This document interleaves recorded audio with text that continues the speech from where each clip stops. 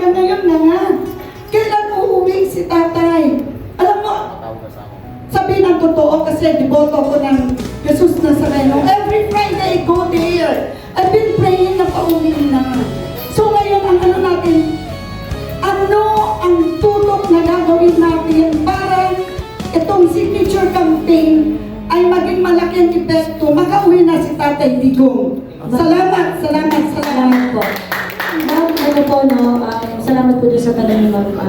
Actually, yung tanong po na yan ay ang magbabalik sa atin sa katotohanan at sa realidad kung ano ba ang kalagayan ng ating mga ginawa. Okay? Ang signature campaign po na ginawa po natin at yung pag-file po natin sa Supreme Court kanina tungkol dito sa signature campaign na ito ay nagpapahagip ng fact. Ano yung fact? Ang fact ay merong 162,561 individuals na nanindigan, nag-aabang at patuloy na nagsusumamo sa Supreme Court na magdesisyon na sila sa mga kaso na nakapending ungkol sa pag-ibig kay PRRD. Of course, itong mga kasong ito, meron tong andun ang legal battle. Okay? Yung legal battle, lalabanan niya nila Atty. Pao Panelo, ni Atty. Poe Torion, ni Atty. Delgra, at saka ni nung law firm ni Atty. Harry Roque na siya nagre-represent kay Konggulo. So, ang legal battle nito. What about the signature campaign? The signature campaign is basically urging the Supreme Court to decide on those cases. What we want to tell the Supreme Court is that we are waiting, we are watching you, and at the same time, kayo ang tinitingnan namin na pag-asa. Ang mga magistrado sa Supreme Court ang tinitingnan natin ng pag-asa para maitama ang mga mali dito sa bayan na ito. And one day na na-extend at hindi nare-solusyonan ang mga kaso ni Tatay Digong is one day of worry na baka mangyari rin sa atin ang ginawa nila kay PRRD. So that's why we're pleading to the Supreme Court. Paano natin makukonvince yung Supreme Court to really decide on it urgently? We have to raise our voices. We need to get more signatures. We need to unite. We need to be at a number that the Supreme Court cannot look away anymore. May mga nagtatanong, no, kasi since na-bring up to ni Ma'am, may mga nagtatanong na, bakit 162 pa lang yung signatures ninyo? O di ba 32 million kayo? Asan kayo? Okay? Mahirap po mag-signature campaign. Hindi biro ang mag-signature campaign. Yung nakuha naming signature campaign at yung pinasa namin sa Supreme Court today, dugo, pawis, resources, huyat, mga araw na hindi kami maka-chance dahil sa mga public CR na na-encounter namin. Okay? Walang ligo, walang kain matino. Ang dami ng ang pinuhunan namin para makuha namin ang 162,000 na signature ay hindi biro. And I would just like to put it in proper perspective. Yung huli po na signature campaign na ginawa before the Supreme Court was in 2020. Noong 2020, grupo ni si Attorney Dino De Leon, yung lawyer ni Leila de Lima, filed a writ of mandamus before the Supreme Court, praying to compel the Office of the President and then President Duterte na i-review yung kanyang medical health. And along with that petition, may sumulat in support of that writ of mandamus. Ang sabi ng sumulat, kailangan niya po bigyan ng due course yung kinaso ni Atty. De Leon.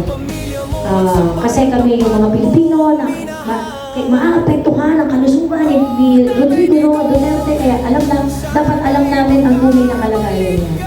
Okay? The signature that they gathered, 11,000. Yeah. 11,000.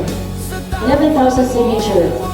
Did the Supreme Court resolve the petition, the petition for writ of mandamus? The answer is yes. They did. Okay? Am I saying na, oo, na itong firma natin, makukumbins ba natin ng Supreme Court na mag-desisyon sila? Well, you know, in one way or another, hindi natin directly masasabi yan, ano, ma'am. In as much as I want to give hope to everyone, we couldn't really say that there is a direct influence or ano, but we have a court who listens to the people. Okay? No, 11,000 signature, ang request ng 11,000 signature ay mag-act sila doon sa petition for Mandamo's no. Ano, mga anti-Duterte yun eh. They act on it. They acted on the petition. Hindi sila nanalo, of course. Hindi sila nanalo. Pero nag-decide ang Supreme Court. Yun ang kailangan natin. Whether or not the 11,000 signature had persuasive effect to the Supreme Court para i-resolve nila ang kaso na yon sa gitna ng pandemic, hindi natin masasabi for sure.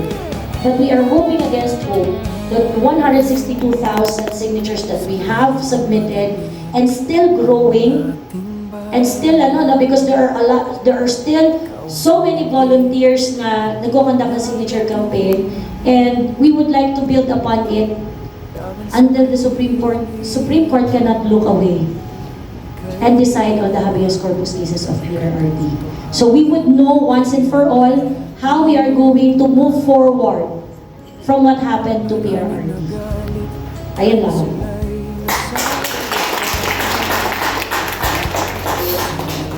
Anything else before po tayo mag-end ng ating press conference? Yan, may katanungan po. I-play natin ulit, no? Kasi bakit nung audio kanini. Ayan, okay. So, i-request lang po namin. Maraming salamat po sa lahat ng mga nagpunta mga vloggers dito, content creators, sa mga bisita natin. Maraming salamat. At tulong-tulong po tayo. Proud ako that we were able to pull this off na sama-sama tayo. I remember klase ito nung pinag-uusapan natin ito, no? Ang sabi ko, para magtagumpay itong kaya ganun naman signature campaign, the vloggers really need to step up. Lalo na yung mga Duterte vloggers, we all need to step up. Tayo ang majority, nasa atin ang algorithm, wala sa atin ang algorithm, pero tayo pa rin ang pinupuntahan ng audience. Tama, mali? Nasa atin ang audience, nasa atin ang engagement, nasa atin ang mga authentic, organic viewers, mga followers. So therefore, we should take the leadership role in forging the tayo kami naman movement forward. Tanggapin na natin yung responsibilidad na yan. Until we reach our goals, until we get maybe 1 million signature and beyond, tanggapin na natin yung role na yan. And I hope that we work on this together. It is something that we can all be proud of when the time comes. So, magsama-sama po tayo at maraming salamat at ipo-play na po namin ang pakimatay po ang ilaw at ipo-play po namin ang video once more. Sana better na ang sound.